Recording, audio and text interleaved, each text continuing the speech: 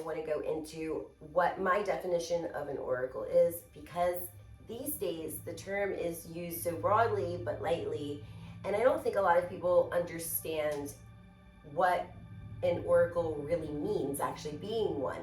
And so for myself, I wanted to do a video explaining what I experience, and I'll try to be fairly detailed but keep it short and sweet so that you'll gain the understanding and I won't keep you all too long. So for myself, I take in all of the different psychic abilities of clairvoyance, clairsentience, clairaudience, remote viewing, astral projection, out-of-body experience, reading the Akashic records, healing, and so on. And so what clairvoyance is the ability to clearly see, which means you have visions, you see things as if it's happening right around you, right at that moment. And you can tell when someone is a real clairvoyant because there's one specific trait that they have, something that they do that only they do. And so when a person tells me that they're a clairvoyant, that's something that I look for. I'm not going to say what it is here because I'd be giving away a big, big, big secret, but you can tell one from another, you know? Now, for myself, having clairvoyance, I get all different types of pictures and they happen randomly throughout the day. It could be about the past, the present, the future. It could be about someone that I've worked with or someone that's to come. It could be about someone that I don't even know of, maybe just kind of randomly kind of tuned into. While I'm on the road, I am picking up on the frequencies of the wires, all of those transmissions going from cell phone towers. I'm picking up on the radiation from the sun in the air. I'm picking up on people's energy vibrationally. I pick up on their thoughts telepathically. I get visions of their lives. And that happens whether I'm driving down the road with them or if I'm standing with them in line at the store. And so it becomes very overwhelming. And today with everyone, you know, having a lot of negative baggage that's been placed upon them by the world and social issues and so much of that trauma from 2020, you know, not a lot of people are really in a good place. But even before that, I can tell you, you know, it was a struggle for me to be in overly populated areas. Now it's even worse. I don't leave my house because of that. If I go out, I will become utterly drained. It looks like I'm just put into a deep trance. And for anybody else, I would think, you know, it could be compared to somebody on something because I don't look sober. I really don't. Like, I'm out of it and just like this because I'm somewhere else. And so, you know, that can definitely lead to others when it happens to me, even in public, from the sign of that clairvoyance, because there is something that happens that kind of makes you look like you're crazy when it's happening to others watching you. And then also, you know, receiving all of that energy too, taking it all in, it drains and it makes you look a mess. And so people do sometimes misjudge and they won't say, oh, maybe that's a person that's receiving, you know, spiritual information. The first thing they're going to go to is what most people see, which is, you know, from people being on something or something. And so I never want to leave that impression because it misrepresents the Lord. And so I try not to have that happen, you know, out in public. And since it does happen relatively a lot, I try not to go out, you know. So on days where I feel like I'm strong or I have someone that I can link my energy with, that I'm hanging with, that don't mind that I do that so that they can help balance me or shield me, just to protect me so that I can do my work for all of you. And yes, I do need someone that I can kind of energy exchange with, so I'm not focusing all the way out here. We're just kind of balancing. I don't take from them, they don't take from me. We just share, and that brings the consciousness together where I'm focused within this bubble that we're creating.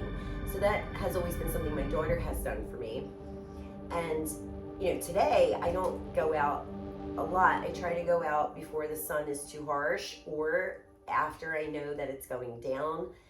And so that leaves me with barely any options on times to go out to the doctor's appointments, if there are any, for things that I do need doctor's notes for. If the kids are staying home because they don't feel well and I do the healing, I still have to go to the doctors to get the note. There's also times when spirits will actually communicate with me. I'll hear them and they'll talk with me, communicate with me, or I can go on an autopilot, so to speak. And I've used this term before, but what an autopilot is where, in my terminology as an oracle, it's where I go out of body experience while I'm in a waking state. And you are totally not there. You know, you're just kind of walking around, your consciousness kind of guiding you and directing you while you're awake on routine things. But I can't really explain to a depth of that because it's very difficult to, and if you aren't someone that can do that, you're not going to understand. But to the people with me, I'm sure it's hard because I'm not there, and I have periods of time sometimes that I lose time because I'm channeling so much, and it's for so many things. A lot of people think it's so easy to get these readings done so quick for everybody, and it's not, because as I'm trying to live my day and be organized and structured, I can't, because I'm always channeling, always reading, always picking up over here, over there, over here, over there, and then I get drained, then I have to rest, and I gotta pick myself back up, family needs attending to, then I have this reading, I have that service, I have that healing, I have this lesson, I have that blog, and I love doing it, but I'm reading for so many things and so many people every day that it beats my body down, it really does, especially when sometimes as a medium, a spirit does happen to kind of slide in there and they'll take over, and this is something that it's just really awful because the people around me aren't going to get an announcement where I say, hi, I'm shifting into a channel. It just happens. You know, sometimes there's that control, especially when it comes to divine beings, because they guide you along and they make sure that they come forth and gain your consent before entering your vessel if they have to. But ancestors, spirit guides, and others like that, they don't do that. They'll just kind of slip in if there's the opportunity because they miss life, and to also make it easier to kind of transmit the information because you're sharing it through your consciousness, kind of waving together in those moments that they're entering, kind of coming out again, leaving that little message present there. So sometimes they take completely over and I'm a completely different person, and the people that I love may forget in that moment because they've been around me, Alura, you know, for so much of the time, you know, where I'm okay, and then all of a sudden it just changes off, and then they're like, what's going on? And they're like, oh, okay, that must be what's going on. But you know, they don't ask me, and so they kind of walk around throughout the day kind of wondering if that's what's going on, or if there's something, you know, happening within me that I might be upset or disappointed with them or something because I'm acting differently, you know. And so that's also challenging because I really wish that I could have that ability at more times than I do to say I'm not myself right now. And so some of them they sometimes take too much time, and so after they leave, I don't know what's been said or done. I try to at times have that awareness and I control, and for the most part I do, but there are times that I don't, and it can be very frightening and also very draining in that respect. And so an oracle is someone that is a messenger, you know, and that's why I have called myself an angel for so very long, because that's exactly what the word angel means. It means messenger. And that's what I am in every sense, because I'm not just getting my messages through like the postal service one method here. I have all different ways of transmission. And so for me, it's very, very hard. There's a lot of negativity that comes into play because of what people are going through, what they experience, what they think about, even for those that are just totally out of it and gone. They're on their own autopilot, but their autopilot's not going out of body to, you know, travel the realms or to talk with someone for information about the future, so to speak, or to heal somebody. They're just out and never coming back, and they don't have an awareness of that. They just kind of, yes, no, what, and they feel very dead inside. They know something's wrong, but they know. But there's a lot of negativity that comes into this work, and I know that, you know, getting close to people is very, very hard. Having relationships is hard. I mean, could you imagine for a second being in a relationship romantically with someone, and 1 minute I'm me and I'm talking about wisdom and truth, and I'm, you know, very balanced and stable and very joyful, loving, and so warm, and then all of a sudden I'm totally different, you know, different personality, different voice, a different way of coming off, a different way of having attitude, and the things that come out through that, you know, in those moments, sometimes very hard-hitting moments of truth, sometimes it's too much, you know. And so being in a relationship with a person probably think that I was crazy, or they wouldn't be able to deal with it emotionally, because it would be a great big emotional roller coaster.